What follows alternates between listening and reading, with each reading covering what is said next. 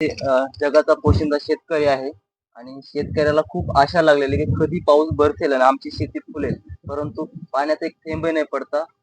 अनेक 1972चा दुष्काळ जर पाहिला तर भयंकर असा दुष्काळ होता आणि या दुष्काळामध्ये संपूर्ण जनता हालाकीचे दिवस काढू लागत होती. कुठेतरी एकदमेला काढून कामं करून त्यांना खायला भेटत होतं. त्यावेळेस ज्वारी, बाजरी काय असेल त्यावेळेस मकाचा जो काही भरडा वगैरे असतो, तांबडी ज्वारी ही दिली जायची आणि त्याच्यावरती त्यांची उपजीविका म्हणजे आपला दिवस काढू लागायचे. आजही 2026 आहे आणि आज तर जून महिना आहे. जूनची 22 तारीख आहे. अजूनही पावसाचा एक थेंबही पडला नाही. शेतकरी मात्र आपलं कष्ट काही थांबवत नाही. त्यांची कामं ती चालूच करत आहे. म्हणजे पेरणी असेल, शेताची जी काही मशागत असेल ती आज चालूच आहे. आणि आज आपण पाहत आपल्याकडे विविध साधनं आहेत.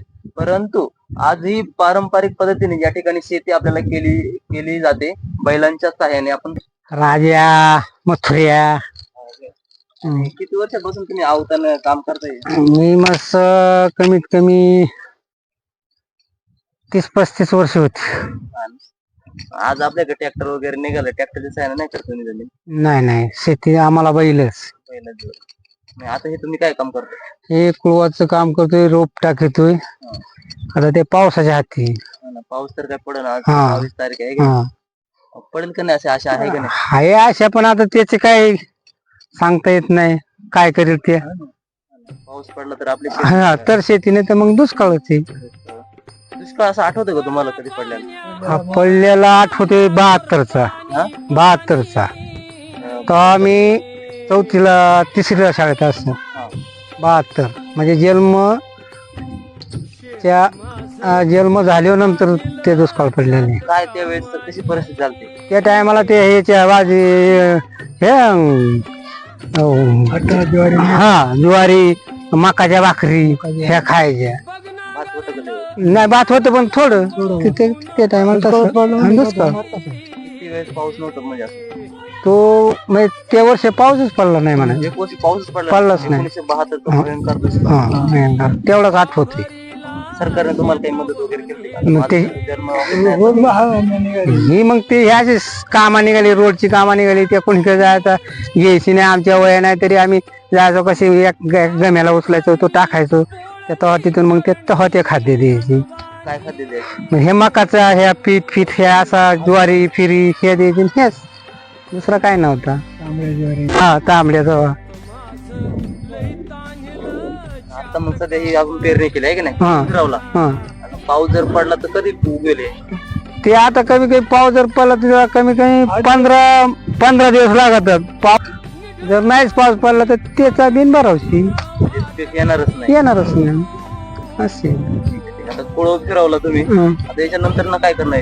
याच्यात काहीच नाही. आता जेव्हा पाऊस पडला तरच त्या जेव्हा उगून येईल तरच त्या पुढचं काम करते.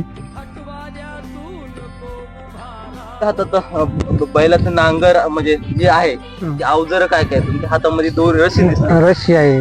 त्या रशीच्या सहाय्याने आपण कसं बैलाला हँडल करू शकतो? एसनीला बांधून ते चालू शकतो. आता ट्रॅक्टरला कसं आपण ब्रेक दाबला थांबतोय, यांना थांबवायचं असेल बैलांना तर येसन ना म्हणजे कोणता धागा वळवायचा? आता हे समजा वळवायचं असेल तर हे ह्या साईडला जर वळवायचं असेल ह्या कासरा वळायचा आणि त्या साईडला वळवायचं असेल तिकल्या बैलाचा वळायचा. बरोबर आहे. आणि हे जे काही लाकूड दिसतं याला काय म्हणतात? ते कुळव म्हणतात. कोळव म्हणतात. आणि बाजूला बांधले ती दांडी साखळी आणि त्या दोघांच्या खांद्यावरती ठेवले त्याला जुखड. आणि जी काही 2 बाजूला लावलेत ते शिवळ, त्याला शिवळ असं म्हणतात. त्याला खाली जोडतंय. ग्रामीण भागामध्ये शेती ही पारंपरिक पद्धतीने बैलांच्या सहाय्याने केली जाते. आपण पाहू शकतो.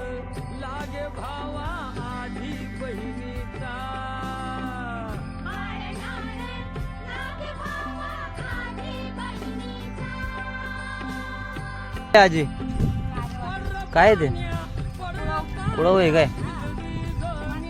हा भात पेरायला.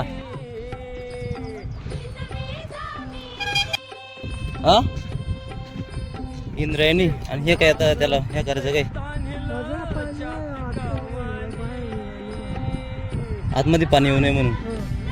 पाणी आलं तर मग ते कुजून जाते ना.